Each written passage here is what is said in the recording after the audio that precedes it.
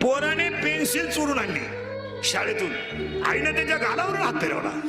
Compass चोरून आणली, दप्तर चोरून आणलं, त्यानं ब्लेड घेतलं, खिशे कापायला सुरुवात केली. पंप लुटला, त्याला जन्मठेप झाली. आणि त्याच्या आईला जेव्हा भेटायला गेली आई त्याला, तर तो परत ढलढसा रडला आणि फक्त म्हणला मला 2 मिनिटं माझ्या आईशी बोलू द्या. त्यानं सांगितलं आई पेन्सिल चोरली तेव्हा जर तू माझ्या 2-4 ठेवून दिल्या असत्या तर आज तुला मी खुनावर जाताना दिसलो नसतो. उद्या सुलावर जायचं आहे, माझा मुलगा उद्या सुलावर जाणार आहे म्हणून आई भेटायला गेली. जेलच्या गजातून दोन्ही हात बाहेर काढले आणि ते पोराने आईच्या गालावरून हात फिरवला तर डोळे ओले लागले. त्याने आईला सांगितलं आई ऐक, उद्या मी सुलावर जाणार आहे. तुझ्या डोळ्यात आज पाणी आलंय.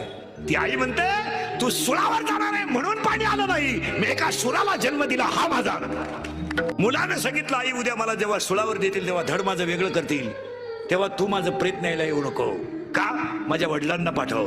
तू जर आली तर प्रेताजवळ रडशील, माझ्या प्रेताला सुद्धा तुझं रडणं सहन होणार नाही.